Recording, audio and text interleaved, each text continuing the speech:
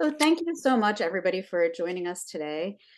Your mic should get muted when you come in, but if you could go ahead and make sure you keep your mic turned off until we get to the Q&A portion. If you have any questions or comments, you're welcome to put them in the chat at any point. I'll be monitoring those, and then we will have about 15 minutes at the end for a Q&A. So it's fine if you want to put your question in the chat or turn on your camera or turn on your mic and ask a question. I'm Cindy Ream. I am the founder of Hexentexte, a Los Angeles-based feminist project dedicated to the research, presentation, and publication of works at the intersection of image, text, and the body. Hexentexte borrows her name from one of Unica Zern's books of automatic drawings and poetry. I'm going to introduce our participants today. We have Amanda Maciel Antunes, aka Dama, who is a self-taught Brazilian artist of indigenous South American and Portuguese descent based in Los Angeles. Her transdisciplinary practice merges language and durational performance to create paintings, writing, photography, sculpture, sound, video, and installation. She works in collaboration with public libraries, nature, communal spaces, reflecting on selective nature of memory, inherent language, and anthropological references as points of departure. Her first book, titled Second Birth, was published in the spring of 2023 by Hexentexte. She's also a librarian at the Philosophical Research Society in Los Angeles and is operator co-founder of Nasty Woman LA. And we're very excited to have writer Katie Doherty here with us today. Katie is founder of the UK-based Black Flowers, an online creative platform and press, as well as being published by Sky Blue Press, A Cafe in Space, the Anaïs Nin literary journal. Katie's work has been included in 3 anthologies of her own poetry published by independent presses, as well as anthologies from East London Press and Tangerine Press. Her work is deeply rooted in memory, dreams, liminal spaces, and symbolism. And last spring, I had the great honor of working with Dama to publish Second Birth, which is a split diary, a journey through time, and a series of correspondences between the lives of Anaïs Nin and Amanda Maciel Antunes. These 2 immigrant artists share a deep faith in the potency of the creative process and collective unconscious. At 21, Antunes learned English from a worn copy of Nin's Diary 4, and by chance, she now finds herself living in a Sierra Madre home where Nin lived and worked for nearly 10 years in the 1950s. Antunes echoes the form of the diary through her image and text translations, inspired by her research of the Nin papers archived at UCLA.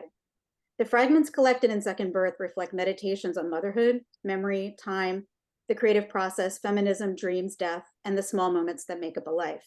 And I should say, too, in working with Dama on the Second Birth book, it brought me back to Nin's work. I had read her a little bit when I was in my early 20s, but coming back as a mature reader, I was really struck by the depth of her work, and especially her writing around process, and also her relationship to feminism. And towards the end, whenever we come back to the Q&A, I will put some links in the chat for everyone's website and a place where you can order the book if you'd like to. But in getting started, I just wanted to ask Katie and Dama just to very briefly talk about how you came to Nin's work and the importance that it's had in your own work and practice. Katie, Dama, do you want to go? Okay. I came into Nin's work when I was 21 and I migrated to the US. And I was walking into a used bookstore in Boston where I had moved, and there was this cover and that caught my attention. It was a woman looking like a mime, like on the cover, and was green. I had never heard of her before. I had no idea who she was. And I picked up the diary and took it home to try to learn English with. That was it. Katie? I was just finishing university. I was caught up in a lot of higher education, academic work, and I wanted to be free, excuse me, creatively. And I was always looking for a certain, I don't know, maybe my own voice. And I stumbled across Henry and June, and I read that. Without sounding dramatic, it did change my creative life forever. It was the most beautifully written work I just ever read, and it was beautiful. And from then on, I was just absolutely enamored with her work. and that's how I came to her, just my warm copy of Henry and June. Well, thanks for sharing that. And we did, in putting to this event together, we wanted to start with some of Nin's own words. And I had shared her short story, The Labyrinth, and that was first published in 1944 in Under a Glass Bell. And the original publishing of that was done by Nin's own press, G. Moore Press. And I like the synchronicity too, in that Black Flowers is publishing and Hexentexte is also publishing. So we're in this kind of lineage of women publishing work. The copy that I posted is from Swallow Press, but it was originally published on G. Moore. And I just wanted to start, I'm just going to read this first paragraph. It's the same thing that's on the screen, and then pose a question to Dama and Katie related to the text. And then I'm really going to turn the conversation over to them to kind of continue. The Labyrinth. I was 11 years old when I walked into the labyrinth of my diary. I carried it in a little basket and climbed the moldy steps of a Spanish garden and came upon box streets in neat order in a backyard of a house in New York. I walked protected by dark green shadows and followed a design I was sure to remember. I wanted to remember in order to be able to return. As I walked with a desire to see all things twice so as to find my way back into them again. The bushes were soft, hairy elbows touching mine, the branches swords over my head. They led me. I did not count the turns, the chess moves, the mediated displacements, the obsessional repetitions. The repetitions prevented me from counting the hours and the steps. The obsessions became the infinite. I was lost. I only stopped because of the clock pointing to anguish, and anguish about returning and about seeing these things but once. There was a definite feeling that their meaning could only be revealed in the second time. If I were forced to go on unknowing, blind, everything would be lost. I was infinitely far from my first steps. I did not know exactly why I must return. I did not know that at the end I would not find myself where I started. The beginning and the end were different. And why should the coming to an end annihilate the beginning? And why should the beginning be retained? I did not know, but for the anguish in my being and anguish over something lost. The darkness before me was darker than the darkness behind me. And so the first question I just wanted to pose to you both is that Nin's short story, The Labyrinth, is a beautiful surrealistic rendering on her process and the interior psychological journey that shaped much of her work. She begins and ends the story embodied in her 11-year-old self. And I just wanted to ask your thoughts on Nin's use of time and memory in her work and how that has become a part of your work or impacted the work that you do. And maybe Katie, if you want to go first this time. Yeah, sure. I think the phrase psychological journey is a fantastic starting point for this, because our psychological journeys as people is never linear. It's never straightforward. It can move left, right, center, wherever it goes. And so Nin's use of time being sometimes quite fragmented, not really following any particular timeline, is really interesting to me. And obviously the idea of memory, if we look at it literally in her diaries, that is your book of memories, which she then picked at to then put into her fiction and other works. So for me, that's quite inspirational, because it means I don't have to think in the linear sense. I can work in a very, how can I say, it's doing my own inner work, and I can move whichever way I want to, and I can say what I want to, and I have that freedom, because time and memory, in some ways, it's not important. So that's how she's really inspired me in my work. Well, it's interesting too, you bring up the fact that she's sourcing her diaries for her fiction. And that's something I found really interesting in coming back, that there's some repetition, that she's not every time writing something completely new, but that she's kind of sourcing the material and continually kind of embedding it in these different contexts. Yeah, so how about you? How about your thoughts on time and memory? And I know it's a big part of your work. Yeah, I mean, one of the reasons why I kept following her story and her trajectory through my life, from the beginning of picking up Diary 4 at 21 up until moving into this house, I've read her throughout my life, and then encountering her actual papers and letters of her writing about the novels and in ways that I had never read before in published form, because these are, in this case, her letters were not published yet. And she speaks of the idea that time and memory as cyclical, and how we tend to repeat ourselves over and over if we're not considering that we die many times in life, in life. And I felt like that particular moment of reading her and recognizing that I had to go back in time to actually discover myself in the process of being an artist today was really revealing to me. And her, I don't think I recall reading that from anyone before, and especially a woman artist who had her entire life struggle to publish her work. So she decided to just self-publish throughout, and she was able to do that. But yeah, I think my practice today has changed tremendously because of her. What I do today is very influenced by her concepts of cyclical lives. And I guess the birth of consciousness, in that sense that second birth for her is also the idea of the birth of our consciousness. We have our bodies and we have our minds, but we don't often have consciousness. So that's, yeah. So Katie, do you want to go ahead and ask Amanda one of the questions that you were thinking about in relation to her work and second birth?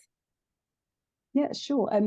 The first the interesting shift that you had, Dama, was you went from being a fan to being in dialogue with Nin. Do you feel like this new relationship, I mean, you just touched on that, saying how it changed you, but how did it influence your life as a creative? I think we did go from, like, I was learning English with her. She was more of a teacher from the start. And then I was in a relationship with her as trying to figure out who she was. And then by finding out who she was, I understood also where I was. And I think it's always been, from the beginning, it's always been sort of a mutual understanding that we needed each other in some ways. It was very strange. And then I started to dig even further, and then I felt like, yeah, I was being almost like being talked to at times by her. And I know that's an unwelcoming thought in about speaking of past lives, but I did become so acquainted with her lifeline and her stories and her narratives that almost began that I was living in my own life. I was leaving a repetition of these patterns in this house in particularly, because I started one of the reasons I began to research her more in depth too is because I started finding objects when I walked around the house. The objects are in the book too, and where I picked them up on the street and brought them in.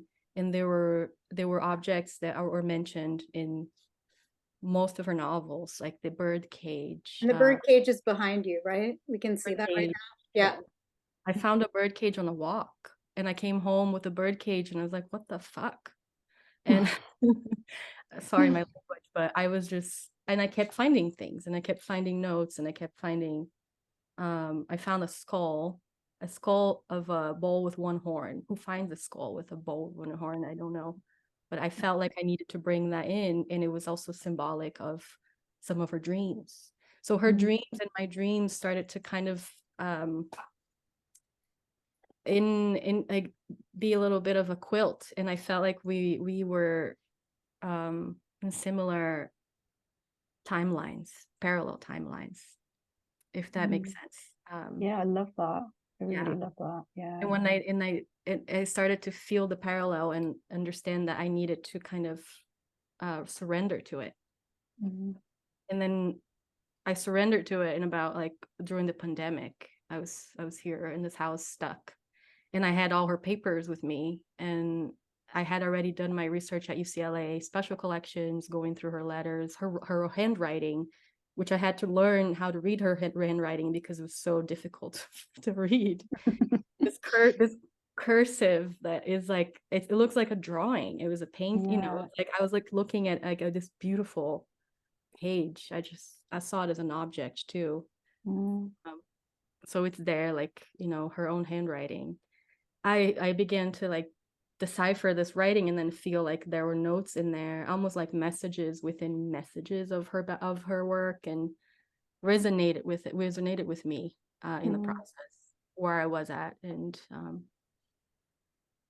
where I wanted to go as an artist and as a mother too, because I became a mother also in this house on my third year here, and that also changed everything for me. The relationship to her, in that case.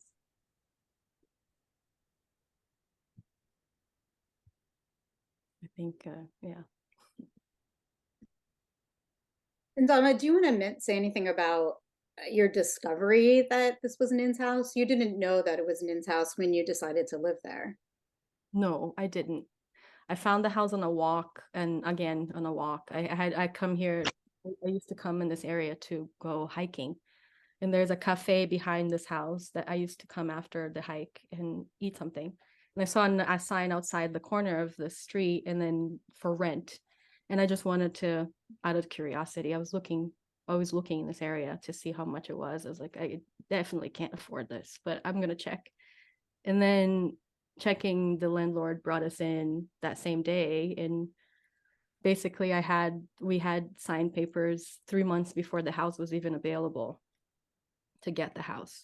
So I was like, it's probably not real. For 3 months I waited on moving here, and I was like, this isn't real, I'm not moving there. And then I moved here, and then I researched his house history. I knew it was an old house and a forest ranger's property. So I researched the house online, and I found an article that said something on the title, the most famous artist who lived in Sierra Madre that no one knows about. And then this piece came, it's like the Pasadena News or something, a small paper. And then I looked up at the article, and it was this house that she lived in. And then I just started to unravel everything from then on. And then I reached out to the archives that I found out was at UCLA, to see if I could access them myself. If I could read her handwriting, her actual original diaries and her original letters, and I wrote them a huge letter. I'm not a scholar. I have no access to universities, but this is what I want to do. And they allowed me to research the work in person. That was before pandemic. And I went through all the papers at the library for about a year. And yeah, then, I guess we should say too, it's like the book really came about after Dama was already in process. I learned about this project and thought that it might be a good fit for Hexentexte. And Dama was actually working towards a performance, which she did do a performance last spring. And I think this project is ongoing, right? Yeah, it is. It's not the first book, because you reached out, and I was so excited to even put it in print form. I wasn't sure. It doesn't live just as a book to me. It is a performance, but it's also an exhibition that I'm putting together. And I feel like this, because of the elements of cyclical parallel lives, I made so many objects based on this, just the text that she wrote, that I feel like it also lives as an object, perhaps in the future. But I'm still working on the archives, and I haven't even tapped like a third of the work, I don't think, at this point. Did you want to ask one of your questions that you had for Katie? Yeah. So when I came through Katie's work, it was online. I was working on this book, and I found someone who was writing about Nin online that was just in ways that I had not heard before or read before, because Nin's image in the media, and I think on the internet, if you Google her name, immediately what comes up is Henry Miller, and it's her relationships with the men in her life, and erotica, and the diaries. She's famous for very kind of a more vapid idea of what the scope of her work is. And I saw Katie's work with Nin, and I was impressed by how in depth she was looking at Nin, and I felt like, wow, here's someone I can maybe have a conversation about this too. But I loved, and then I came across Kim Cruzan, who was also writing about Nin a few years ago, and Katie had interviewed Kim, and that's when I think I messaged Katie online, and I was like, I really like this, and let's continue this. But Katie, I wanted to ask you first, and what brought you to Nin, and what led you to begin Black Flowers, that I feel like is kind of like a homage to her in some ways, and but also a homage to your own process of creativity and writing, and how you put images together.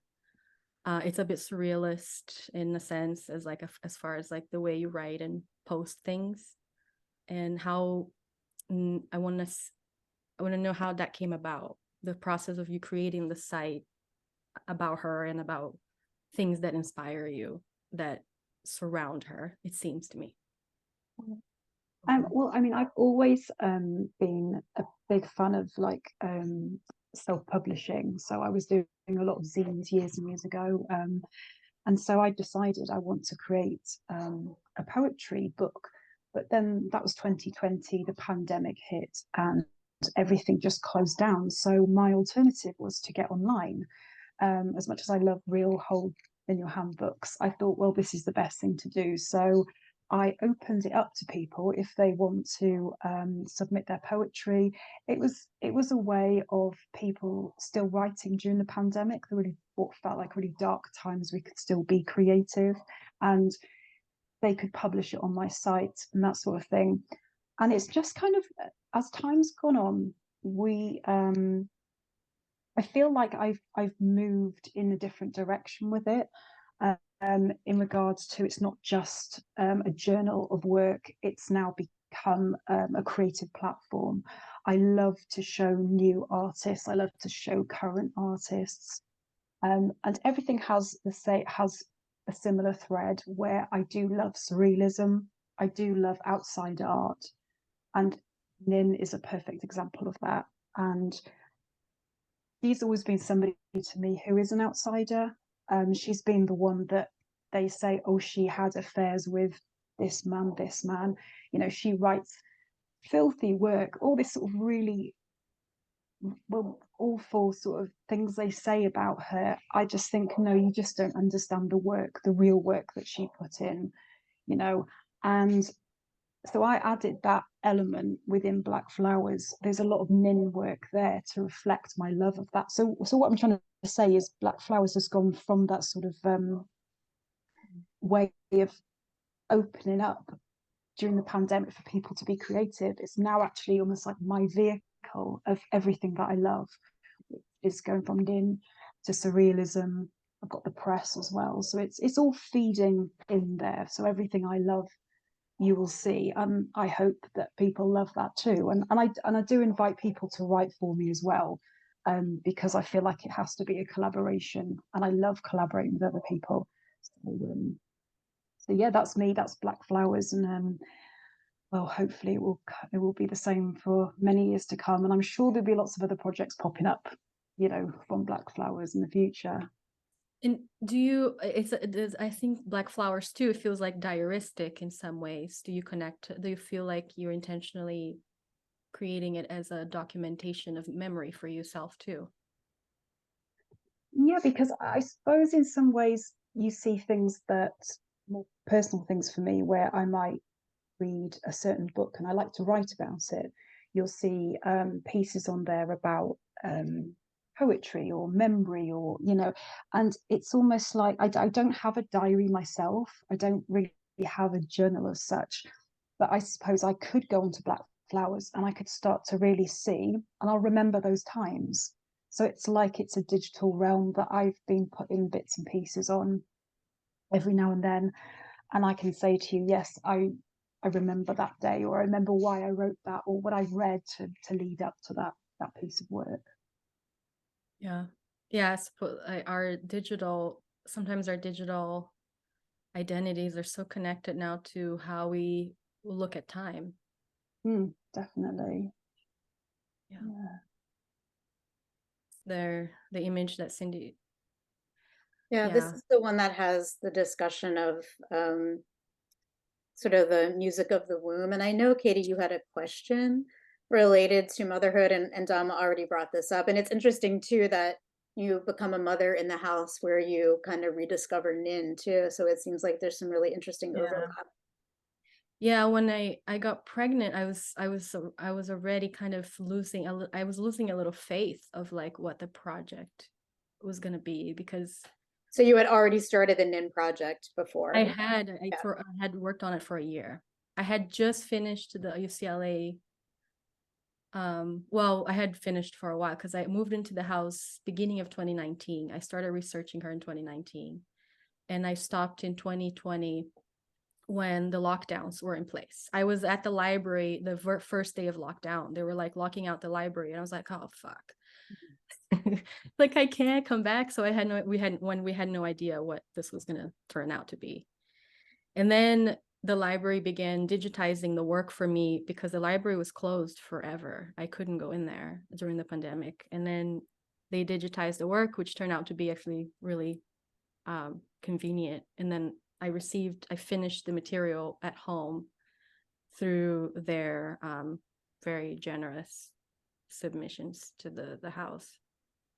And that's also when I started listening to her, because they digitized even her tapes for me for the first time. I had no idea they weren't even digitized.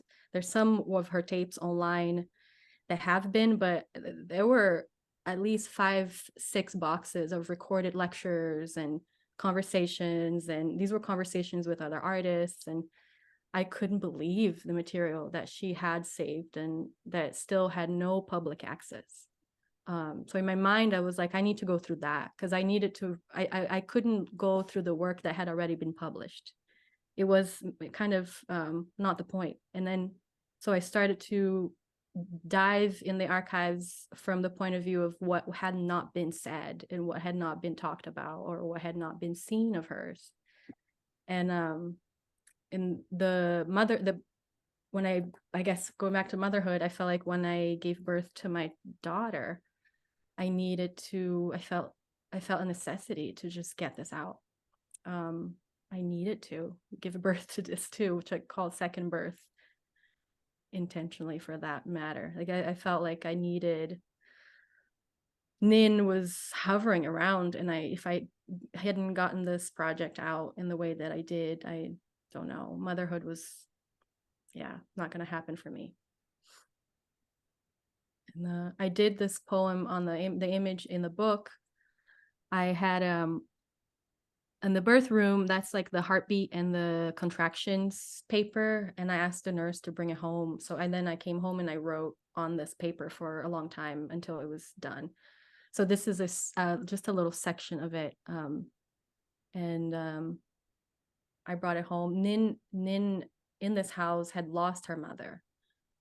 She kind of lived an opposite experience that I had, but in some ways they were very parallel. Like giving birth and death is, to me, very much is very similar. They walk parallel lives. And I thought about her mother a lot in this house too, as a place where I knew she couldn't be a mother. She spoke of it many times in her diaries of she got pregnant once and had an abortion, and then she couldn't get pregnant again, and then part of her life was dedicated to her books and friends and family, and she perhaps made a choice to not be a mother. But sometimes I hear interviews with her where it feels like she perhaps wanted to, just didn't see a possibility in how she could do both, to be an artist and a mother. I felt like she couldn't do both, or she felt like she couldn't do both. And So yeah, I resonated with that a lot too, as I gave birth to my own child here in the death of her mother. What keeps us from doing both? In the idea of feminism, you know, what are we talking about when we talk about raising better humans? But I also feel like the idea of being an artist and being a mother, not often being in the same room in our world too, not just in her world. So not much had changed in that sense. And and then I started reading the letters she wrote to her mother in the process during this time. And yeah. Yeah, Katie, does that? Oh, sorry. No, go ahead. Sorry, go ahead. No, I was just going to say, did you ever feel any sort of like you disconnected from her? Because I read that she thought that motherhood was more of a vocation, so it's like something you chose, like a job, I guess, like you were saying. So for somebody who's a mother to read something like that, some people would just say, yeah, that's fine, it's your choice, but others would feel like, well, that's not, no, you're supposed to give birth, we're women, you know, we're supposed to give birth, that sort of thing. I love that she said that. I love that she says motherhood is a vocation. I totally 100% agree with it. I don't know, it is a vocation. We have to have a certain, I think, capacity to be to do this. It's such a responsibility. It's not just our bodies, the responsibility of our bodies, but it's the responsibility to society to be a mother. Like, if you know, it's I saw it as like heavy. It was heavy, and not everyone has the means or the capacity to take on, or not everyone wants to. And I think we would have a better world, I believe, if certain women decided, you know, or certain people decided not to become parents, because it's not for everybody, really. No, definitely not. I mean, I've chosen not to have children, not because I don't want to, I just don't, again, I don't know if I would really, how I could fit it in, because I'm, you know, quite busy creatively and in my life. So I feel like that probably sounds quite selfish, but it is just my choice.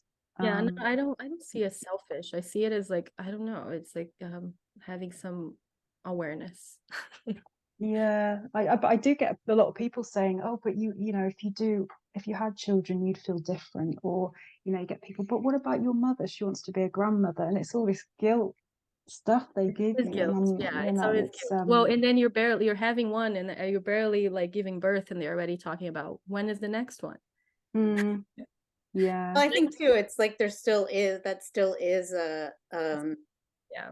women are still put in that role, you know, whether you're a mother or not. It's like a distinguishing factor of being a woman in the world, which men are never asked that question. You know? No, Yeah. they don't. Or never made to feel guilty if they decide not to, or called selfish if they decide not to. It's like an exterior thing. Yeah. I want to say too that like in Nin's like activism, she was on the list of women artists in like, this is in the 60s or early 60s, late. And Cindy, I think I posted on Hexentexte. posted that on Hexentexte, Yeah. that she signed her name under like being pro-abortion in a time where like it was a big revolution in this country that, you know, that was happening in feminism and to legalize abortion. And for her to include her name, she had already been known throughout her life. It was really, powerful to see. And I think in her case, it was a choice too. It wasn't necessarily like, I think she chose the life that she chose because she also she was a mother in many, you know, she was like an art mother in some ways. Oh, definitely. She's my art mother. She's your art mother, and she was mothering others through her work. I believe like, at the end of her life, I remember reading letters of correspondence that she had with younger women that were of different generations, and like Judy Chicago was one of them. They corresponded and they were friends, and there was this idea of like exchange that felt like mothering in many ways. Yeah, and that's something that I found really interesting too. I mean, she's so much older than the second wave feminist. She was born in like 1903, I think, is when she was born. You know, so but she was still really open and interested in interacting with much younger women. And I think they didn't always see eye to eye on, you know, the politics of feminism. But I think the thing that was shared is just like this faith in women being able to use their own lives as the content in their work. And she was really a forerunner of that, you know, like that was something that happened, you know, so frequently in her work. And I think especially after the diaries were published, you know, more people became aware how much of her own life was being used as the content in her work. Mhm. And she opened her own press, right? Mhm. Like that's huge too, like that no one usually knows. She went in the room and printed her own books and had her Yeah, own little press for a while. yeah, it's amazing, really. Yeah. Yeah. Yeah. And then most people also don't have the I think in some ways her concept of um the life without a dogma, it was huge for her, like the life without patterns, the life without that you have to always grow and evolve. The life without like growth for her was the life of death. Yeah, or the death of her life, I should say. Yeah. Yeah. Yeah. There was always that fear of dying in life that she talked about, which Yeah. Like, I because always that's think, why she chronicled, right, her life in some ways. Like, I feel like she was tracking time through her diaries. So she would wake up the next day to continue that. The text was very much like a way to keep herself alive. yeah. Yeah. So the image that's up now is a card that you found, right? And so synchronicity is something that comes up often in this work too. Yeah, there's synchronicity a lot in this trajectory towards her, and then even with Katie recently finding out that Katie published a book. When was it? In 2018. 2019. We hadn't known each other yet, called The Second Birth, and then me naming Second Birth, my book. Yeah, it's just that synchronicity. The number 2 in this card, there's 2 of diamonds I found around the house, and then I looked up the meaning of 2, and I started diving into that, and like I feel like the synchronicity of the double life, the double life, the trapeze life that she calls her the trapeze, because she had 2 very distinct and experiences as a woman and as a wife and as an artist. She lived a life in New York and she lived a life in California for many years, between 1951 until the end of her life, which was 1977. So for all those years, she lived a dual life, and that part of her life is not really in the diaries because one life was hidden and the life was made visible. So I thought of that too, a lot in contrast with her truth in the diary, but also lacking some truth as well, because she's describing everything as she sees, but she's also keeping a very important part of her life hidden in order to protect that person. So yeah, I find her fascinating in that way too. It's like a wonder, a sense of wonder why she did what she did. And I this house also in some ways have become a duality for me too, like the duality of being an immigrant in some way. I got my citizenship in this house too. During the process of going through the archives, I had this moment in the citizenship, like when you have to raise your hand and you're like shouting these words, like almost like preaching your promise to the country. I felt like I was performing, and I felt I have such a disconnect in this life, that I also fell into this duality of the darkness. And like when she speaks in her Under a Glass Bell, her series of short stories, there's a lot of duality there too, the parallel between life and death, but also the girl into the labyrinth and to find a way out of the labyrinth. There's also a moment where she's talking about women unveiling themselves, and the idea of the mirror. All these images have kept happening, where I found a mirror also on the street, and I found a bird cage that was also mentioned, and I found a candlestick, and I started building this altar at home, and the home became an altar for her for 2 years as a way to try and communicate with her. Yeah, the duality of like these two realms, her past and my present, and how did they coincided, and how did they come to be together right now. Love that. I find it so fascinating how you'd never heard of her before, and then you learn the language through her diary, and Yeah, it's your life essentially. It's great. how did you come about to like first hear of her? Was it like school or someone recommended to you, or?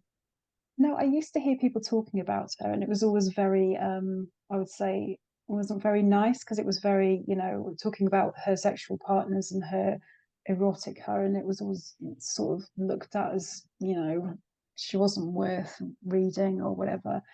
And then when I left university, I started reading Henry and June, and that's when I thought, oh my goodness, this is something different. It was, and then when I started reading her actual, what was it? My favorite has to be House of Incest, because it's a very That's her first novel. surrealist. Yeah, that's her. I thought it was amazing. It was just it just blew my mind, really. But yeah, it took me a long time to get to her, in a way. I mean, that's like over 20 years ago, and since then I've just been absolutely, in love with Yes, her I mean, work. she was incredibly prolific. I don't know anyone who's, I mean, she had a bank vault to keep all her work, and she I sat know, and there's a yeah. picture of her, and she sat on the floor, and these stats are like bigger. They're know, like it's a amazing. mountain behind Yeah. her. It's just, I think too, I was some of the like the book collage was so interesting because it was almost like a glimpse into Los Angeles, Mhm. at the time, and these creative lives. And it's very like there is a very surrealist tone to it. And I also really love too the novel of the future, which Yeah. she's really talking about the process of writing. And Yeah, so I think that's like when you fascinating, really yeah. start like delving into kind of the all of the different kinds of work that she's written, like the erotic part is such a little tiny slice. And I still feel like culturally, like she's still, that's how that's how she's kind of identified and known. And Dom and I had talked about this before, like if you Google, one thing that comes up too is sort of like, is Lena Dunham the new God no. Anaïs Nin? And Yeah, you're I sort will of see like, that. what? Like this is, I don't know. It's sort of like it's such a small part of her experience. And that's what I really appreciate that both of you are trying to broaden how she's seen. And I think too, sort of like the realization, like she is, like there are so many ways to come into her work, and it is very accessible too. Her writing is, and I think partially too, like her interest in inner life, psychology, like a lot of times it is subject matter that everybody can relate to, even though like, and I think too, I know Dama, you've talked before about like kind of the more mystical part as something that often isn't talked about too, but is definitely a part of her trajectory. Oh yeah, she was a reader of esoterica and mythology, and read a lot of the surrealists at the time that were coming out of France, like Breton. She connected to the surrealists as writers, not in as artists as well, but mostly as writers. In that mysticism is in surrealism, and she naturally kind of fell into astrology, and she was, I went through some of her papers had like stacks of people's charts, birth charts. I don't know who they were, but she was like just doing their charts in her books. And I was fascinating by just her interest in that world, but not quite, she wasn't necessarily preaching that world at all. She was just interested in the idea of the unknown and what's in between. And she wrote about that quite often. So for me, I at the time that's the work I was trying to make. And in the collages that you see in the book too, I was combining two different timelines and two worlds into one, the world of my past and the world of my present. And what that felt like when I combined them and I stitched them together with the red thread, as you see throughout, it was like also kind of a way for me to physically and personally connect with this idea of like the in-between, because my world of Brazil, or my world of the past, or my world of today, the US, and my present. So all these collages in the book are also my own dealings with my own past. By dealing with her past, I was dealing with my own, and bringing them together. And it was very revealing as what came out of it, which is leading me to create what I'm creating now, in some ways. What does the red thread represent? And I love this photograph, these photographs of Nin and yourself, and yeah, just the red thread. I was just wondering, what does that mean to you, and why did you use it in your work? When I started stitching the paper, I was the only color that stood out. I tried actually a few other colors before I landed on red. I was like, the only color that stood out throughout was red, that I could see the gesture in these images. But then I started noticing a pattern in my work with red lines, red thread, and red lineage. And I know it's also my own connection to the idea of bloodline, because when you go into the past, like, you know, you're going through a bloodline of trajectory. And some people have asked me in the past, like when they saw this work, in what is if red also can symbolize like a feeling of almost like death. There was like a similar, a morbid feeling, but for me it's quite the opposite. Red is like symbolic to life, and our lineage. Yeah. Well, I think it's interesting too that they're stitched together. So there is this there's a visceral quality too, like of the hole in the paper and the thread coming through, and then also that it could be cut. So maybe there's also this kind of liminal kind of quality that they have. And I think too, that kind of ties in to the content, where you're often kind of in between your life and her life in this image on the screen, sort of like indoors and outdoors, past and future. So I think that's interesting too, the sort of the quality of the, you know, that the thread could be cut, that it could be separated again. So there's like the potential for things to kind of separate again in some way. Yeah. So we're actually to like time where we could do Q&A. Is there anything that you guys that we didn't talk about before we kind of open it up for other people to ask questions? Is there something that we still needed to talk about or wanted to talk about? I guess I wanted to ask Katie one more thing. It's like the idea of the labyrinth as a life without a map. Like, I think just going back to one of the quotes you had, I don't have it with me right now, but you said something about like living a life without a map. What is it? I want to hear from you, like, what do you mean by it? Because Nin very much like was living a life without a map, and as an artist and a writer, and non-linear either. And she was self-taught, so she didn't go through the university system, and all, you know, she was also always learning through experience. And how is it that for you, in the sense of life without a map? I think it always comes from my my love of being lost, getting lost, I should say. Because without getting lost, sometimes, you know, you're just doing the same thing. I think sometimes I like to just go head first into things without thinking too much about them, which can be a bad thing, but sometimes that's when you stumble upon the really great stuff. I mean, when I first moved to London, for example, I used to just walk the streets on my way home from work instead of getting the bus or the tube. And that influenced a lot of my poetry. You know, I was walking the same streets as Dylan Thomas did when he was, you know, drinking and, you know, probably making a lot of fuss. And, you know, London's alive with the most amazing architecture, and, you know, you hear little pieces of conversation, things like that. So I think for me, I was never going to do that whole sitting down and writing my stories of beginning, middle, and end. I was always going to be picking from my life. So that sort of idea of just getting lost and finding the most random things in life and then writing them down. That is pretty much how I live my life, is just to get lost in all that. And I actually said to somebody once, because there's a lady who I spoke to, and she was new to London, and I said, you just need to get lost, that's where the best things are found. And she was like, oh, I don't want to get lost. I said, no, honestly, it's like the best feeling when you stumble across something amazing.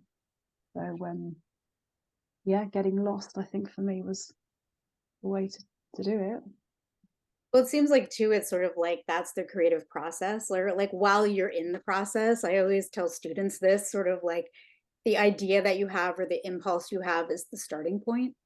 And that while you're in the process is when things really happen, and you can never really predict what's going to happen. And I feel like even the Labyrinth kind of has that quality that you kind of, you go on the journey and you think you might only encounter something once, but then things can come back. And I think, but you don't know that while you're on your path, right? So I think that's the thing that's really interesting in thinking about just the Labyrinth as a creative process in and of itself.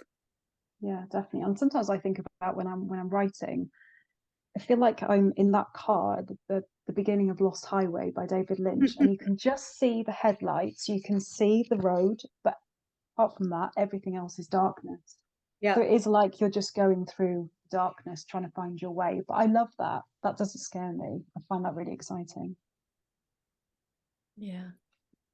So I'm putting some links in the chat for you all if you're interested in following up on Black Flowers or seeing more of Dama's work. I'll put some links for Hexentexte, but also wanted, if any of you have any questions or comments, if you want to put it in the chat, or if you want to turn on your mic and ask a question, we'd love to kind of hear what you're thinking about. Any burning questions?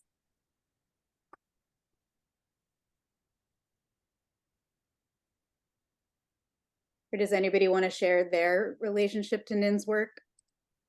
I know a lot of people come to her for different reasons.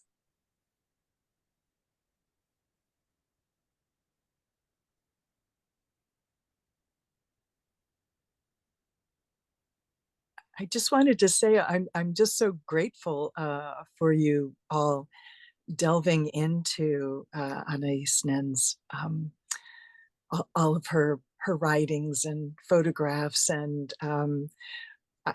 when I first read her book as a young girl, it just helped me tremendously in school, just to know that there had been a woman wandering around and being herself, and knowing that it had been done before.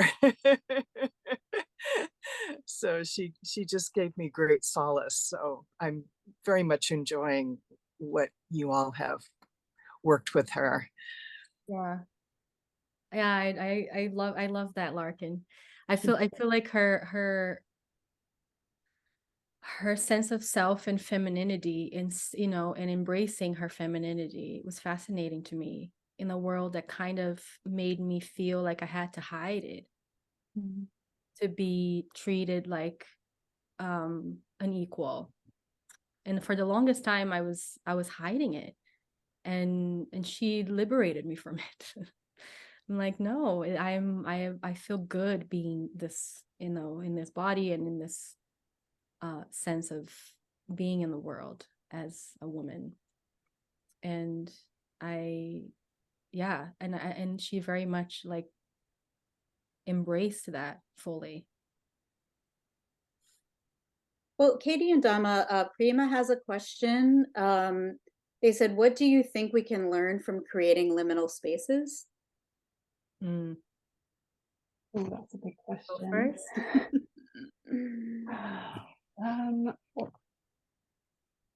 I've sort of lived my life living between, how can I say, this realm and another. This is a big question. I'm trying to think how I could answer it. I don't know. Dharma, how would you answer this? This is a huge question for me. A really big question, and I'm still in search of the answer. I'll be honest. Definitely. I think we will be until the day we go off this earth. I do see its importance, and I don't know exactly what that means. But I feel like by creating this liminal space and allowing room and allowing us as people room to not know what's ahead and not know what's in between and not know is important. And I like that question. I ask myself that constantly, in a sense, because the serendipity has been so obvious to me. Like I could not pay attention that there is this world in between that I'm not necessarily sure what to call, but it is there, it's present. It is real for me. It may not be real for everybody, but it is very real for me, and that's valid. And I wanted to explore that in a sense that perhaps other people, if I share this liminal space and if I can share this as like the world in between, what does it feel like for other people to explore it too?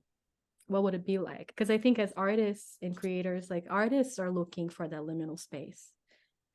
I hope they are. I'm looking for art that looks for the liminal space, because I don't see us surviving much of what we are doing right now, and in like this world of just polarity, and it's this or that. I want to allow room for the in-between. And I think it also speaks to that, like the complexity of life and the self and life and death, and the complexity of just our own like very silly domestic lives. Like, you know, the complexity of all of that in the outside world is, to me, all play a role in like how we need to create space for the in-between, for these portals to open up. And this idea of, perhaps for some people they might call it a spiritual space. Yeah. So Sarah asked the question if we could recommend what she should read next, that she really enjoyed that story, which I think the Labyrinth, the story is so surrealist in the descriptions and the, you know, like the animal nature of it too. Do you guys have anything that you would recommend?